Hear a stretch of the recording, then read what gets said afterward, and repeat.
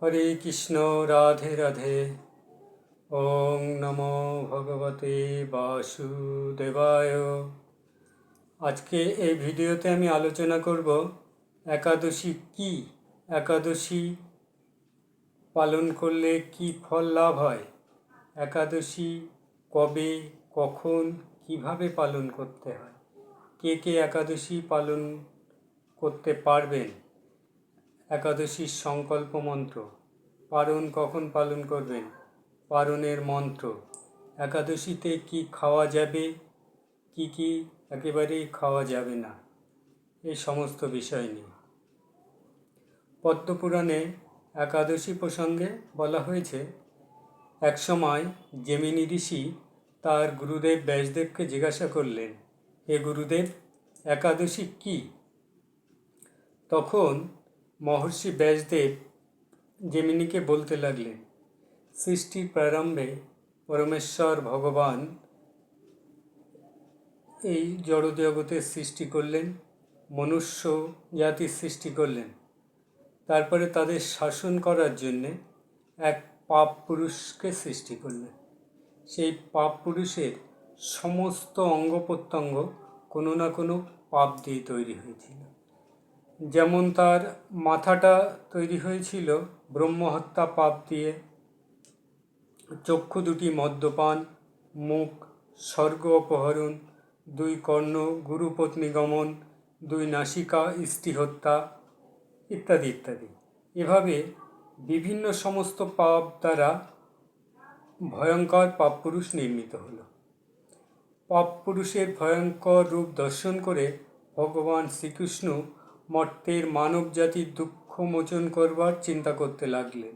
একদিন তিনি গরুরের পিঠে চড়ে যমরাজের সঙ্গে দেখা করতে গেলেন। সেখানে গেলে যমরাজ ভগবানকে স্বর্ণ সিংহাসনে বসতে দিলেন, তার পাদপদ্মে অর্ঘ্য ইত্যাদি দিয়ে যথাবিধি তার পূজা করলেন। যমরাজের সঙ্গে ভগবান যখন কথা বলছেন, তখন শুনতে পেলেন যে দক্ষিণ দিক থেকে আর্তক্রন্দন ভেসে আসছে। ভগবান যমরাজকে জিজ্ঞাসা করলেন, এরকম আর্তক্রন্দন শুনতে পাচ্ছি কেন? তখন যমরাজ ভগবানকে বললেন, ভগবান, এগুলো শুনতে পাচ্ছেন মর্ত্যের পাপী মানুষেরা নিজ কর্মদোষে নরক যন্ত্রণা ভোগ করছে, সেই যাতনার আর্তচিৎকার আপনি শুনতে পাচ্ছেন। যন্ত্রণাকাতর পাপাচারী জীবদের দর্শন করে করুণাময় ভগবান চিন্তা করলেন যে আমি সমস্ত মানুষদেরকে সৃষ্টি করেছি, এরা মর্তে এত পাপ করছে, তাহলে এদেরকে কি করে উদ্ধার করা যায়? তখন ভগবান একাদশী রূপে এক নারী মূর্তি রূপে প্রকট হলেন। সেই একাদশী মূর্তি মর্তের পাপাচারী মানুষদেরকে একাদশী ব্রত পালন করালেন। সেই একাদশী পালন করার যে পুণ্য লাভ করল, সেই পুণ্য লাভের ফলে সমস্ত পাপাচারী মানুষেরা যারা একাদশী ব্রত পালন করেছিলেন, তারা সবাই বৈকুণ্ঠে গমন করল। তারপরে একাদশী আসতে থাকলো, আরও পাপাচারী মানুষ যারা আছে তারা একাদশী ব্রত পালন করতে থাকলো, আর তারা সরাসরি বৈকুণ্ঠে চলে যেতে থাকলো। এইভাবে মর্তে পাপাচারী মানুষের সংখ্যা কমে যেতে থাকলো। এখন পাপ পুরুষের তাতে তো সমস্যা হয়ে দাঁড়ালো, মর্তে পাপাচারী নেই, তাহলে পাপ পুরুষ কাদেরকে নিয়ে থাকবে, কাদেরকে শাসন করবে? এটা তার কাছে একটা চিন্তার বিষয় হয়ে দাঁড়ালো। আস্তে আস্তে সেই পাপ পুরুষের স্বাস্থ্য ক্ষয় হতে থাকলো, তার শরীরটা প্রায় অস্থি চর্মসার এরকম হয়ে দাঁড়ালো। তারপরে একদিন পাপ পুরুষ ভগবানের সঙ্গে দেখা করলেন। দেখা করে বললেন, হে ভগবান, আমি তো আপনারই সৃষ্টি, আপনি আমাকে মর্তে পাঠিয়েছেন এই পাপীদেরকে শাসন করার জন্য, কিন্তু এই পাপী মানুষেরা যখন একাদশী ব্রত পালন করছে, সবাই বৈকুণ্ঠে চলে যাচ্ছে, আর একাদশী পালনের ফলে তাদের সমস্ত পাপ ক্ষয় হয়ে যাচ্ছে। এবার আমি তো খুব ভয়ে ভীত হয়ে যাচ্ছি। একাদশী যখন আসছে তখন ওই একাদশী মূর্তি আমাকে বধ করতে আসছে। এবার আমি ভয়ে স্বর্গ, মর্ত, পাতাল, সমুদ্র, পর্বত কোথাও গিয়ে শান্তি পাচ্ছি না।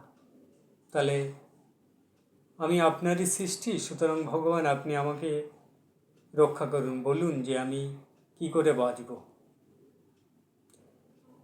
তখন ভগবান বললেন, যখন একাদশী তিথি আবির্ভাব হবে তুমি তখন পঞ্চরবি শস্য, সেগুলো হচ্ছে ধান, গম, যব, ভুট্টা,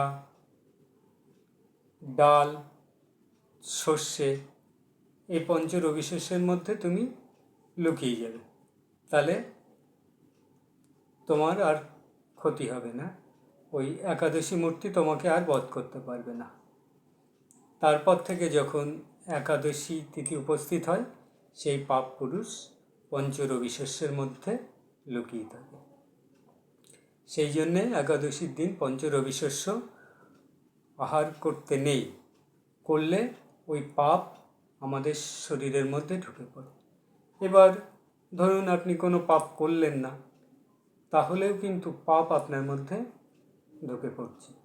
সেই জন্য একাদশীতে এই পঞ্চরবি শস্য বর্জন করতে হবে। এইবার বলবো একাদশী কবে কখন পালন করবে। একাদশীর আগের দিন থাকে দশমী, পরের দিন দ্বাদশী। যেদিন একাদশীর যেদিন দশমীর সঙ্গে যুক্ত থাকবে সেই দিনটা একাদশী পালন করতে নেই। যেদিন দ্বাদশীর সঙ্গে যুক্ত থাকে, দ্বাদশী যুক্ত যে একাদশী, সেই দিন একাদশী ব্রত পালন করতে হয়। একাদশী ব্রত কিভাবে পালন করবেন? একাদশীর আগের দিন দশমীর দিন রাত্রে তাড়াতাড়ি খেয়ে নেবেন, তারপরে দাঁত ব্রাশ করবেন, করে শুদ্ধ বস্ত্রে ভগবানের কাছে সংকল্প মন্ত্র পাঠ করবেন। সেই সংকল্প মন্ত্র কি আপনাদেরকে বলে দিচ্ছি। একাদশম নিরাহার ব্রতে নানেব কেশব, প্রসীদ সম্মুখ নাথ জ্ঞানদৃষ্টি প্রদভব। যারা সম্পূর্ণ উপবাস করে একাদশী পালন করবেন তারা এই মন্ত্রটা পাঠ করবেন।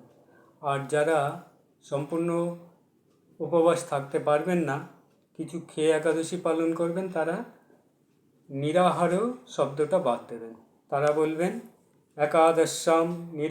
একাদশাম ব্রতে নানেব কেশব, প্রসীদ সম্মুখ নাথ জ্ঞানদৃষ্টি প্রদভব। এর বাংলা মানে হয়, এ কেশব, আমি আপনার কৃপা দৃষ্টিতে নিরাহারভাবে একাদশী ব্রত পালন করছি, কৃপাপূর্বক আমার উপর আপনার করুণাময় জ্ঞান দৃষ্টি প্রদান করুন। একাদশীর দিন সকালে উঠবেন, উঠে স্নান করবেন, এবার শুদ্ধ বস্ত্রে শুদ্ধ চিত্তে ভগবানের কাছে প্রার্থনা করবেন। ভগবানের মূর্তি, ভগবান বিষ্ণুর মূর্তি, ফটো যা থাকবে সেখানে ধূপ, দীপ, তুলসী পাতা, চন্দন এগুলো দান করবেন। ভোগ নিবেদন করবেন। ভোগ যেগুলো একাদশীতে খাওয়া যায় না, পঞ্চশস্য, সেগুলো ওই দিন ভগবানকে নিবেদন করতে পারে, ওইগুলো পরের দিন গ্রহণ করতে পারে। সারাদিন বেশি বেশি করে হরিনাম করবেন, মালা জপ করবেন, একাদশী মাহাত্ম্য পাঠ করবেন, শ্রবণ করবেন, রাত্রি জাগরণ করবেন, আর সারাদিন নির্জলা উপবাস থাকবেন। যারা সারাদিন উপবাস করতে পারবেন না তারা চেষ্টা করবেন অন্তত দুপুর 12টা পর্যন্ত নির্জলা থাকতে, তারপরে খেতে পারেন। একাদশীতে কী কী খেতে পারবেন? এই দিন খেতে পারবেন দুধ, ঘি, ফল, মূল, সাবু, বাদাম, তারপরে কলা, পেঁপে, চাল কুমড়ো, মিষ্টি কুমড়ো, মিষ্টি আলু, রাঙা আলু, এগুলো খেতে পারবেন। সাবু ভিজিয়ে খেতে পারেন। পরের দিন সকালে একটা নির্দিষ্ট সময় থাকে পারণের, সেই সময়ের মধ্যে পারণ মন্ত্র উচ্চারণ করে পারণ ব্রত পালন করে একাদশ সমাপ্ত করবেন। ওই দিন ভগবানকে একাদশীর দিন যে ভোগ নিবেদন করেছিলেন সেগুলো গ্রহণ করতে পারেন। পারণের মন্ত্রটা আমি বলে দিই। অজ্ঞান তিমিরন্ধস্য ব্রতে নানেব কেশব প্রসিদ্ধ সম্মুখ নাথ জ্ঞান দৃষ্টি প্রদভব। আচ্ছা, এবার বলি একাদশী কে কে পালন করতে পারেন। একাদশী পালন করতে পারেন 8 থেকে 80 বছরের সমস্ত নারী, পুরুষ, সধবা, বিধবা, এমনকি মহিলাদের যে বিশেষ অবস্থা চলাকালীনও একাদশী ব্রত পালন করতে পারেন।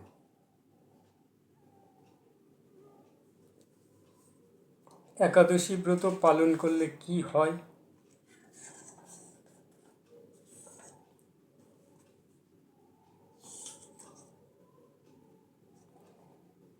যত রকম ব্রত আছে তার মধ্যে একাদশী ব্রত হচ্ছে ভগবান শ্রীকৃষ্ণের অতি প্রিয় এবং সর্বশ্রেষ্ঠ পুণ্যপ্রদায়িনী।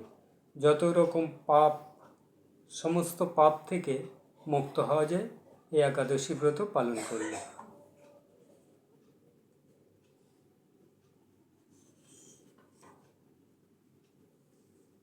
তাহলে আপনারা একাদশী ব্রত পালন করুন, সমস্ত পাপ থেকে মুক্ত হন। ওং নমো ভগবতে বাসুদেবায়।